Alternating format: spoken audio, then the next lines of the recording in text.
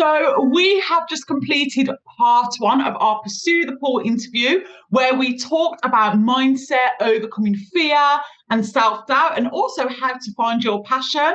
And now we are going to go into part two, which is about transitioning from employment to starting your own business and how to actually do that. So first of all, thank you for joining us again, Arielle. It's a pleasure, as always, to have you here. Thank you for having me. Okay, so again, part one was amazing, but I am also equally as excited for this interview. And again, I've got a lot of questions that have been devised by our audience, and I had to pick the most popular ones because there was so many on this topic. So, I mean, we may need to do another podcast on this, but for now, I've got a selection of questions, and I'll start with the first one. So, we've had a lot of people say that they are currently employed and they are not happy in their job, and they do want to start their own business, but they also need money. So what they want to know is how can they make that transition, because they're not earning enough in their side business yet, so they can't fully make that transition. So what advice would you give from this? And there were so many people that asked this question. It was one of the most popular ones out of all the questions that you've got. So what advice would you give us? Okay, thank you so much for that question. Yes, this is a very common predicament that a lot of people find themselves in. And what I would say is a business is like a baby, all right? We can't force it to start walking when it's not ready to walk. Like, it's just not possible. So the best thing you can do is make sure that you have a solid foundation of income, so that you are not putting pressure on your business. Because that's kind of one of the worst things you can do to a small business or just starting out business, or honestly ever for your business. So if this is you, if you're not happy where you are currently and you're wanting to transition to just being full-time in your business, but your business isn't there yet, what I would say is it's just going to take a bit more time. That's really what's going on here. And every person is different. Every situation is different as well. So if you are able to give more time to your business and you're not going to be struggling financially, then that's your choice, right? But if you are at a place where certain needs need to be met and your rent needs to be paid and mortgage needs to be paid, and you are struggling financially, which I think you said this person was asking, they're not earning enough money yet.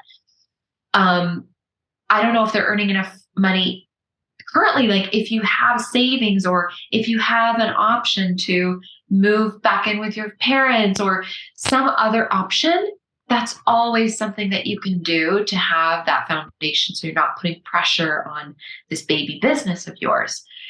Another thing you can do is find a new job that is just going to help you be at a healthier place. So if you're really not happy somewhere because maybe it's an unhealthy situation at work, or it's, you're just really, really struggling every day, then I would say first and foremost is to take care of your well-being, your mental health, your physical health, and get yourself somewhere where you're going to be healthier and have more of that work-life balance, and somewhere where the environment is going to be better for you. If you're not happy because it's just not your passion, I mean, like I said, these are all could be the situation. It's different for everybody. Then maybe spending a little bit more time in your job, but dialing down the amount of extra work you're doing, maybe, so that you're purely just doing what you're being paid to do, so that you can dedicate more time and energy to your business. That might be the best option for you. And one of the things that I work with first with a lot of my clients, because they come to me in a very similar situation to this, is I help them feel better in their current jobs, whether they're wanting to start a business, whether they're wanting to grow their side business, or whether they're wanting to find a new job. Because how you're feeling today is the most important thing. How you're dealing with your day to day and what you're spending most of your day on, which is your current job, is the most important thing. And if by the end of the day, you don't have any time and energy to focus on whatever you're trying to do next, I mean, that's not going to help you. So, one of the first things I do with my clients is I help them feel better in their current jobs, help them be at a place where they're feeling content, happy, healthy, they're taking care of themselves, making the whole environment and the whole day to day better for them so that they can then have more energy and more time to then work on the things they want to work on. Yeah, that's really important because I suppose if you've got a negative mindset in your current job and it's quite negative or toxic and you're feeling quite low and you've got low energy, that does trickle through into the work that you're trying to do on your side business. I had that situation before. So yeah, you are definitely right that your current environment, it's really important to get that stable. So I 100% agree on that. And one of the this is a common question as well, and we did touch on this in part one, but I really want to hone into a particular area on this, and this is the fear of failure and how you overcome that. So that fear of self-doubt, this won't work, I won't make enough money, what if I make a little bit and then the business fails? How do you overcome that feeling? Because it's a strong feeling to try and overcome. So what advice would you give on that? Yeah, I would say, just like how we talked about in part one, definitely taking care of yourself and your emotions, letting them feel heard and held. And I would also remind yourself what your why is. So, why are you doing this business? What is the ultimate goal, ultimate vision that you have for yourself, and why? Why is that so important to you? Because it's not easy to have a business. There are going to be ups and downs. So, what's going to help you move through the low points? What's going to keep you going forward? And that's an individual question that you're going to have to ask yourself. How am I going to keep myself going when times get rough? Do I care about this enough to work on it for the rest of my life, even if I never see this ultimate vision coming true? Right? So that's a really important question to ask yourself because it is hard. Another way to overcome the fear of failure is actually failing and then realizing you're okay afterwards. So it's a lot of mental stuff. Of course, we talked about this as well a little bit in part one, but what you're telling yourself matters. What you're thinking, what you're saying out loud matters. If you're saying, I don't know if this is going to work, I don't know if I'm going to fail, I don't know if people are going to want this, whatever, that is a thought that you are then, in a sense, creating. So you're speaking to your subconscious mind in that moment, and words create, thoughts create.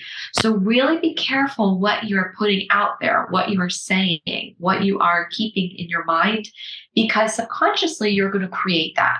So what I would say is remember your why, take care of your emotions, really ask yourself if this is something that you truly do want to commit to for the rest of your life. Mm-hmm. And then start telling yourself more helpful things. Start telling yourself a better lie. That's what Marissa Peer says, mm-hmm. is, we don't know if it's going to work, right? So telling ourselves it's not going to work is essentially a lie. So why not tell yourself a better lie? It is going to work. Why not? Yeah. If we don't know, if we don't ultimately know what the result is going to be, then why not tell ourselves the result we want to have rather than the result we don't want to have? There's more of a chance of it actually succeeding if we do it that way. And then, of course, I work with people. I do hypnotherapy as well. So hypnotherapy can also really help because sometimes the fear of failure, the fear of putting ourselves out there is a nervous system response. A lot of it is in the body. It could be from trauma. It could be from something, quite deep. So doing something like that, like hypnotherapy, could really help. Listening to affirmations on a recording over and over and over again can really help to retrain the subconscious mind as well. Wow. Okay, interesting. And so this next question is it's quite a good problem to have, I think. But there's a few people that have said, they've got an entrepreneurial mindset and they have loads of different ideas. But in particular, I've got someone who's got actually 2 businesses and they're not sure which one to go with, or they've got a lot of different business ideas and they're not sure which one to pursue. So what advice would you give to answer that and tell them which direction that they should take? Yeah, I love this. I have a lot of clients that come to me in paralysis by analysis. They have all these different options and they don't know which one to take. And that was me a few years ago as well. And the most helpful question that anyone asked to me was, okay, if you could do all these things in your lifetime, if you were actually able to do all these things you're interested in doing, what would be the most fun one to focus on for the next 2 years of your life? Okay. So that helps you prioritize, right? Because we're thinking, okay, short term, 2 years, and we're picking the most fun one. Interesting.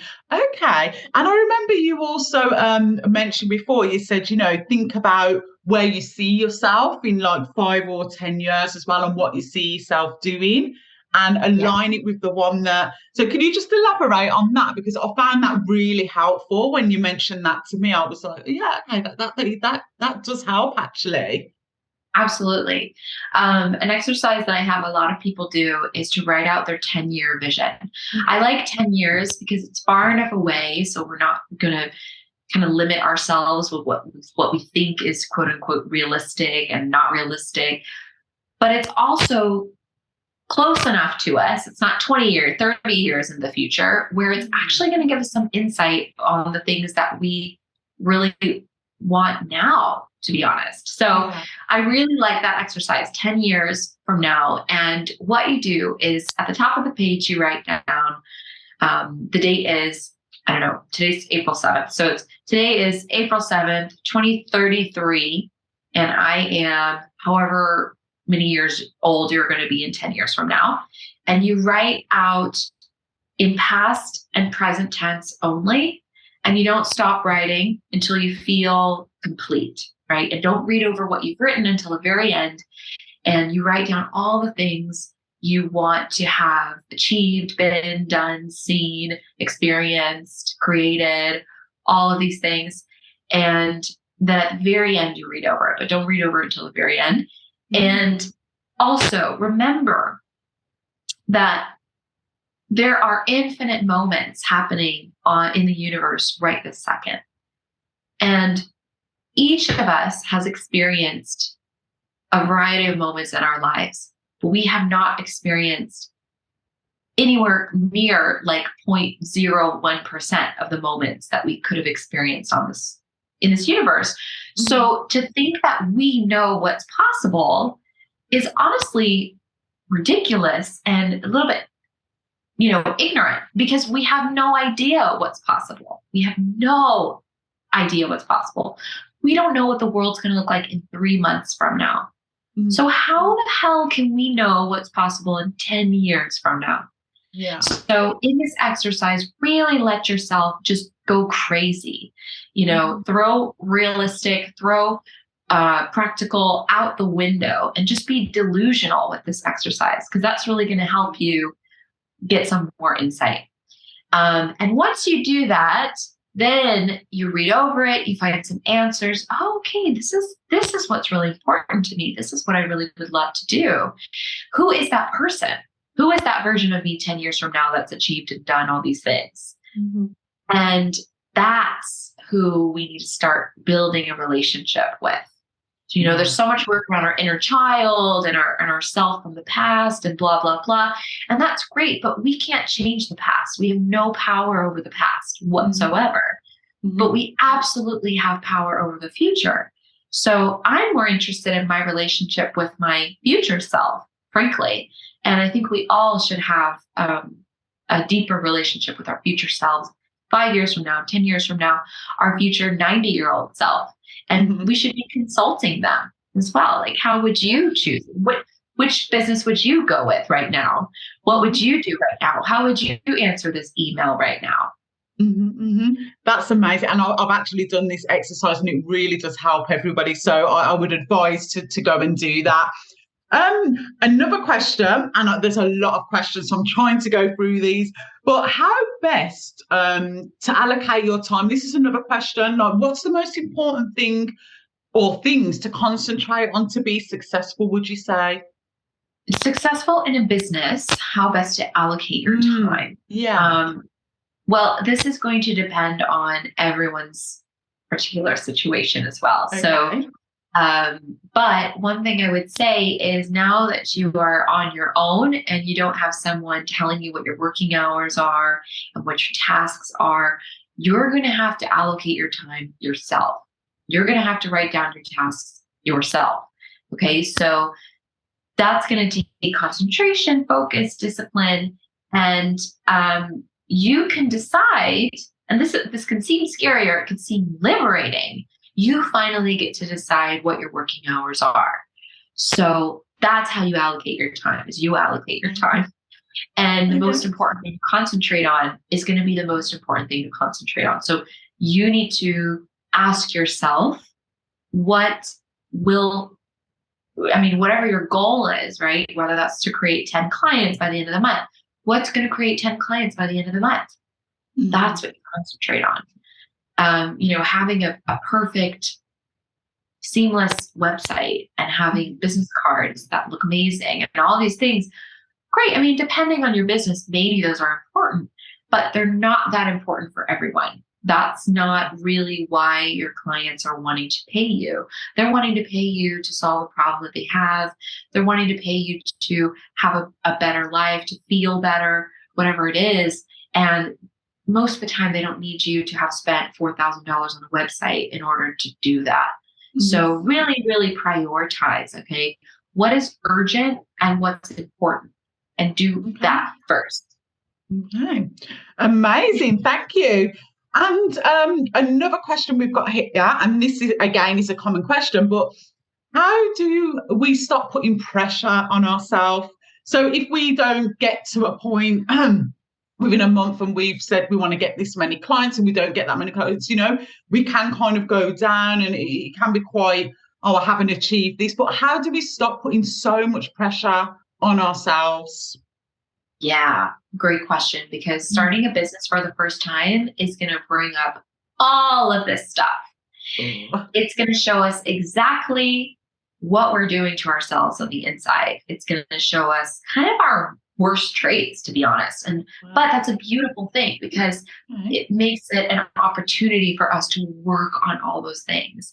And I said this before, and I truly believe this, that starting a business is one of the most important personal development things that we can choose to do in our lives, because we automatically are going to learn so much about ourselves and work on so many aspects of ourselves.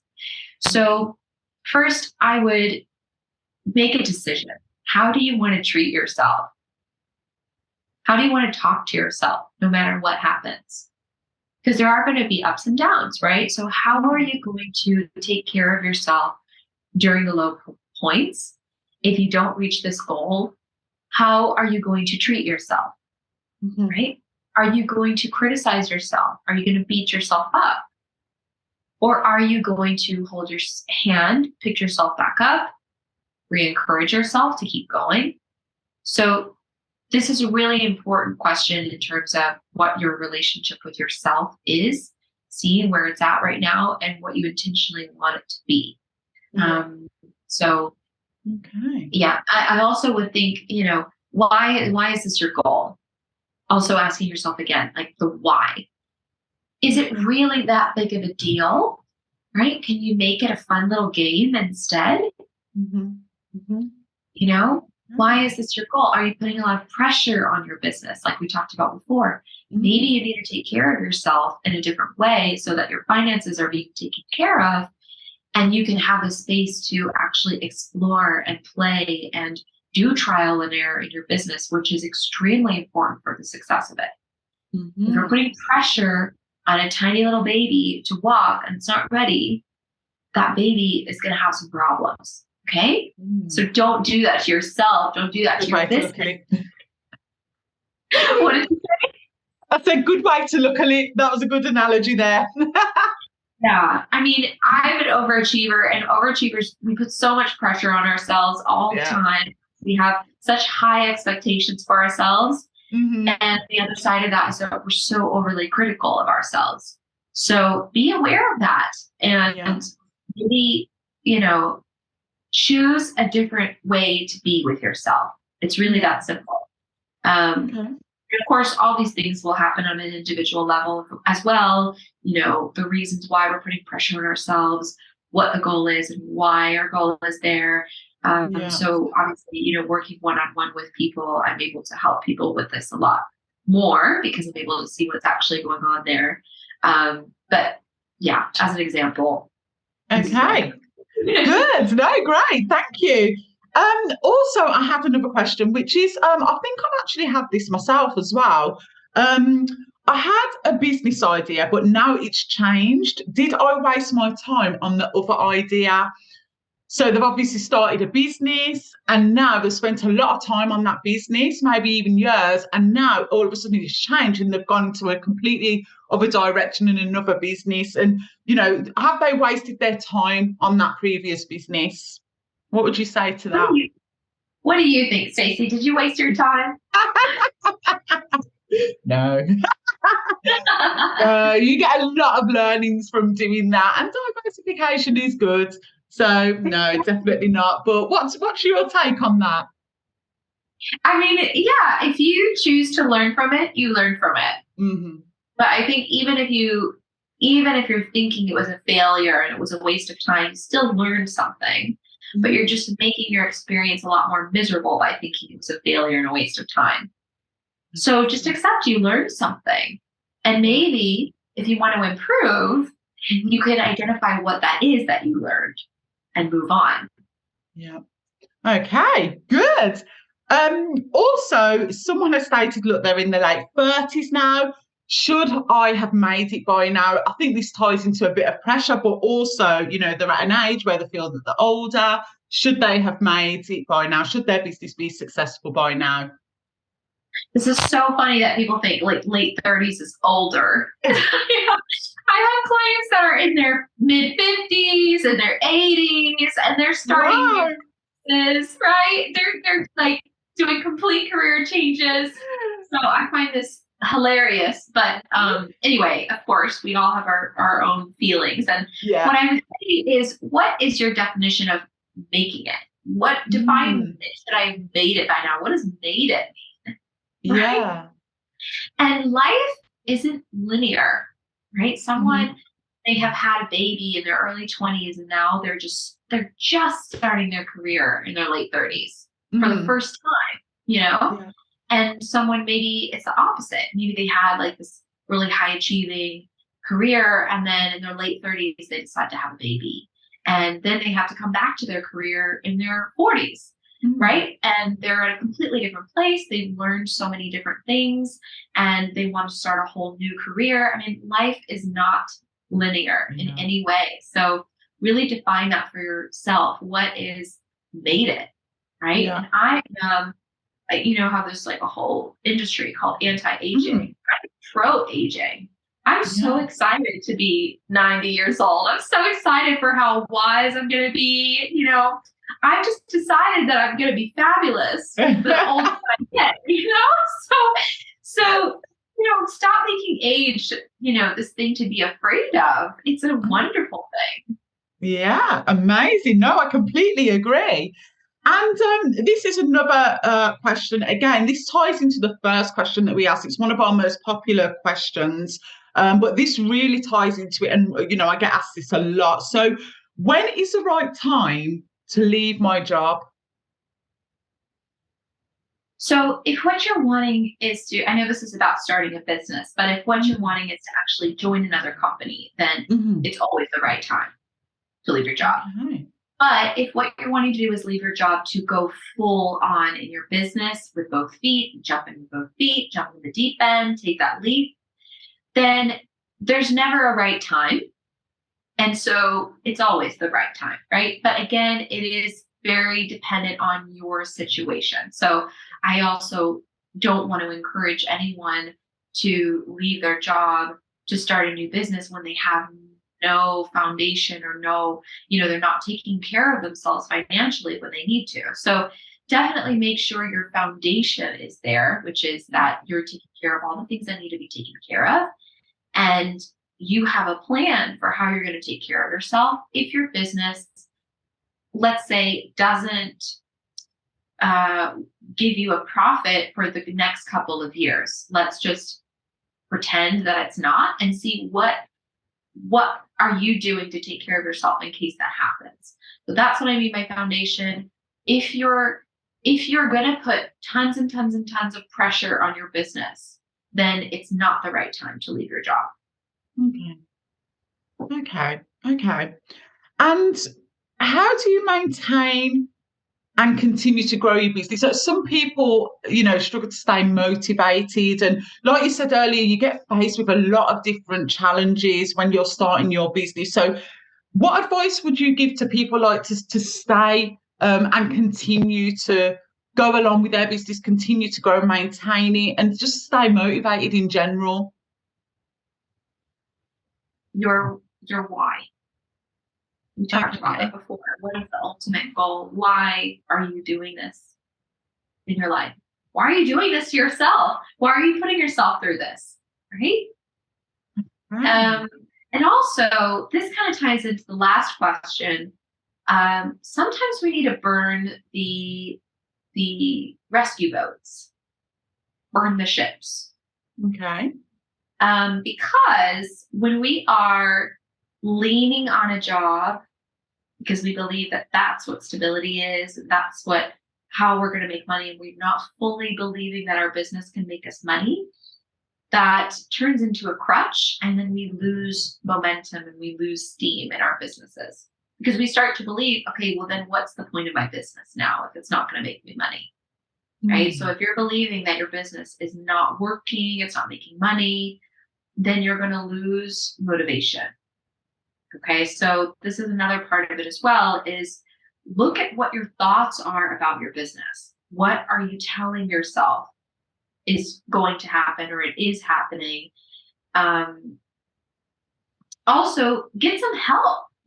Rome was not built in a day, and it also wasn't built by one person. So get some help. We can definitely lose steam in our businesses when we're feeling isolated and alone. Yeah, I think there's quite a big misconception as well. Some people think that, you'll go into your business and you'll start making money and a lot of money straight away. But it takes time, doesn't it? And I think a lot of people don't think that. I think they think they'll go in and, they'll start making money overnight. But it can be quite a long process.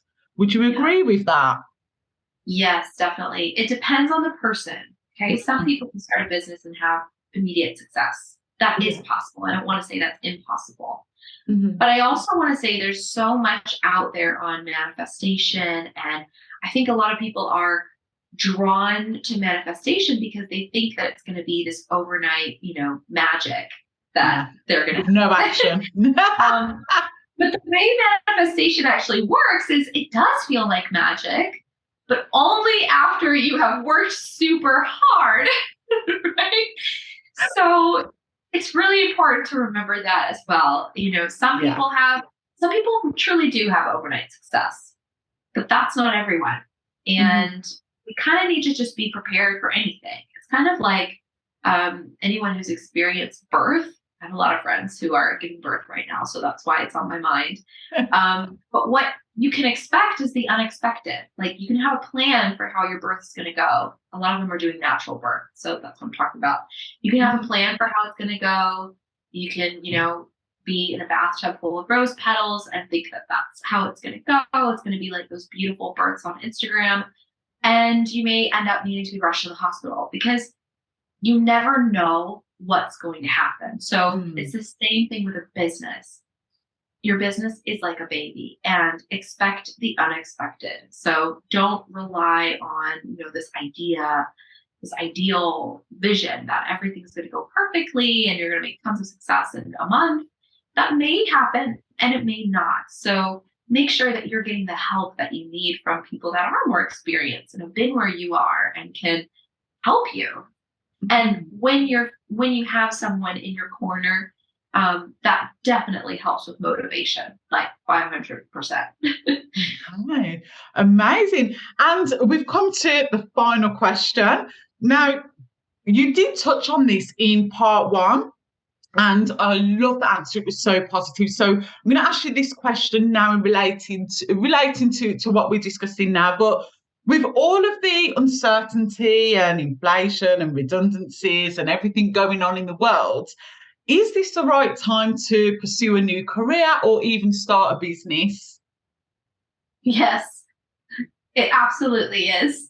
Okay. Like I said before, one of the riskiest things you could actually do right now is to stay at a company and just have that be your only source of income. I mean, that is probably the riskiest thing you could ever do. And to not invest your money and to just have a bank account that's not growing money, right? Like Yeah. these are the things that our parents' generation said were the stablest things have now become the most risky things. So, yes, it is the right time to start a business. And it has been since the start of the pandemic, to be honest.